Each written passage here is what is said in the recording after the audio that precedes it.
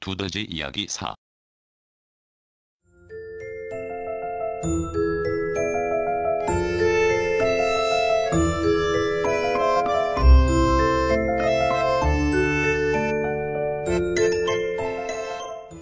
한참 만에 비에 당해 오니 마음이 심란하다. 있던 게 없음에 더욱 그렇다. 사물도 있던 게 없으면 허전하기 마련이다. 그러할진데 하물며 동물가족이라 떠벌리던 삽살이가 없단 걸 인식하는 순간 그야말로 가슴이 요동친다.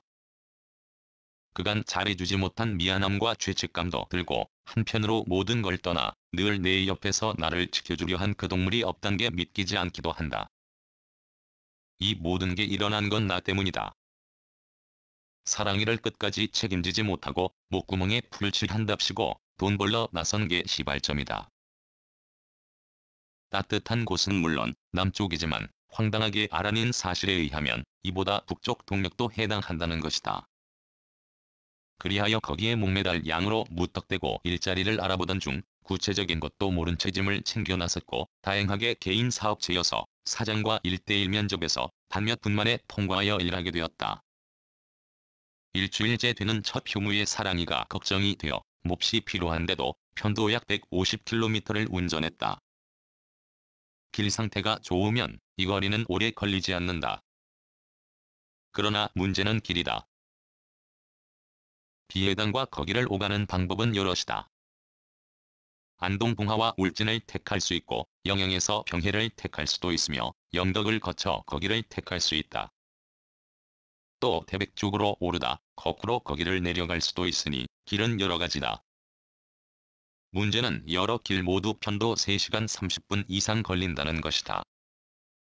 그럴 수밖에 없는 게 이 구간은 고속도로가 없고 국도 사정이 좋지 않다.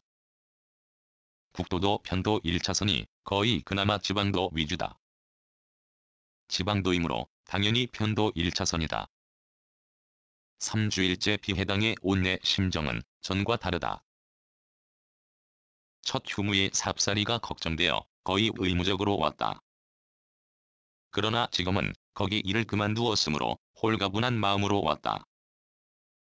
거기서는 눈송이 하나 구경하지 못했건만 여기는 온통 눈세상이다. 온통이란 비해당을 중심으로 좁혔을 때이다. 여기도 양지와 음지는 있기 마련이다. 비해당은 음지다.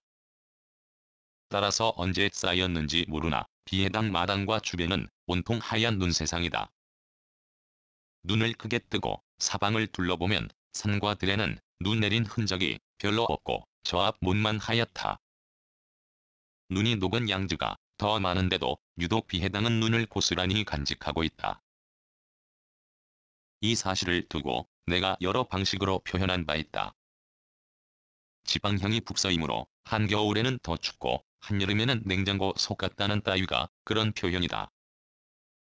실제 여름은 비해당에 있으면 더위 걱정할 필요 없다.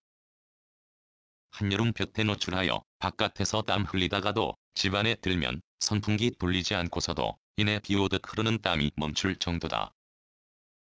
이 사실은 여름에 매우 좋다. 좋은 게 있으면 나쁜 것도 있기 마련이다. 겨울은 더 춥다. 더 추운 비해당에서 견디려면 유지비가 든다. 유지비는 결국 돈이다. 돈 없으면 유지할 수 없다. 걱정한 누이가 떨지 않게 지내라고 기름을 몰래 채워주었다. 그에 맞추어 생활하려다 보니 몸이 마구 움츠러드는 게 사실이었다. 낮에도 이불 속에 몸을 숨기고 마치 고치 속의 애벌레처럼 지내다 보니 몸이 더 무기력해지는 것이었다. 그래서 한 푼이나마 돈을 벌며 먹고 잘 수 있는 곳에서 일하고 싶었다. 그렇게 해서 울진에서 20알을 일하며 그 사이 3일 쉬고 더는 못 견디고 때려치우고 비해당에 왔다. 마당에 들어서는 순간 반기는 삽살이가 없음에 마음 한번 크게 흔들리고 그 동물이 있었던 곳에 눈길을 주기 싫어 비닐하우스에 올랐다. 달라진 게 없는 와중에 딱 하나가 성질이 나게 한다. 지난번보다 더 당당해진 양 괘씸한 녀석은 반듯한 돌 위에 똥까지 누웠다. 아예 제 짓으로 삼으려는 속셈인 것 같다. 바닥에는 금방 파헤친 것으로 보이는 습기 촉촉한 누런 흙이 수북하다. 이 짓을 한 건 두더지다.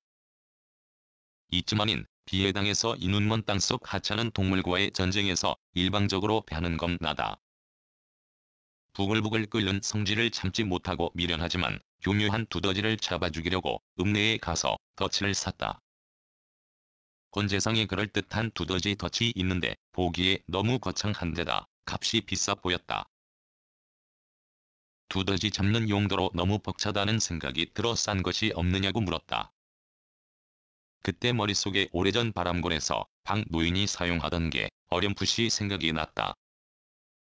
그것으로 죽은 내 노인 친구는 논밭 두 벌 파헤치는 두더지를 백발백중으로 잡는 걸 보았다. 비쌀 걸 팔려는 주인에게 싼 걸 요구했고 그 바람에 사용법을 묻지 못했다. 어쩌면 주인은 내가 그걸 사용하는 걸 안다고 여길 수 있거나 아니면 싼 걸 팔았으므로 친절하게 애써 사용법을 가르쳐주지 않아도 된다고 생각할 것이다. 나의 처지에서도 기분이 비슷하다. 비싼 걸 사지 않으면서 사용법을 물었을 때 주인은 친절하게 가르쳐 주었다. 그런데도 싸구려를 택했고 자존심으로 사용하는 법을 나는 묻지 않았다. 그간 두더지와의 전쟁에서 취한 건 소극적인 방어에 불과하다. 초음파 퇴치, 다닌 길에 구멍을 뚫어 햇볕을 들게 하고 꾹꾹 밟아 흙을 다지거나 담배 꽁초와 생선을 사용하는 따위다.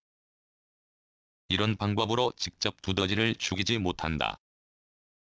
그래서 한참 만에 비에 당해 와서 두더지로 말미암아 극도로 화가 난 기분을 못 이겨 이참에 그무식하면서 교묘한 동물을 직접 죽이려는 생각으로 덫을 산 것이다. 문제는 사고도 설치하는 방법을 모르니 당장 무용지물이다. 게다가 구조가 비닐하우스 안에서 통하지 않을 것 같다. 덫 일부를 땅에 묻어야 하는데 하우스에서는 그게 불가능하다. 그래서 나프탈린과 비린내를 사용한 방어용 수단으로 두더지와 싸움을 또 준비하는 꼴이 되었다. 어떤 건 스스로 터득하려면 시간이 좀 걸린다. 간단한 싸구려 두더지 덫도 사용한 적 없으므로 그걸 스스로 알아내려니 만만찮다. 금방 해결책을 찾지 못하는 것에 매달리면 해답은커녕 점점 머리가 복잡해진다는 생각에 따라 두더지 덫은 사용을 다음으로 미룬다. 다음은 길면 몇 달이 될 것이다. 첫째가 오면 그가 나보다 머리가 좋다는 걸 인정하고 방법을 알아내라 할 것이다. 그도 금방 알아내지 못하면 말장난 칠 구실도 생길 것이므로 뒤로 미루어도 손해볼 것 없다. 다만 그새 두더지가 비닐하우스를 더 엉망으로 만들지 않기를 바랄 뿐이다.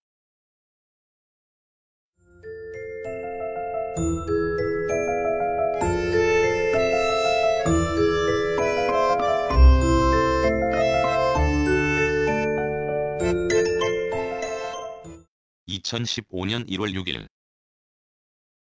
글, 모든 것으로부터 자유인, 무학. 낭독, 글 읽어주는 강지식. 들어주셔서 고맙습니다.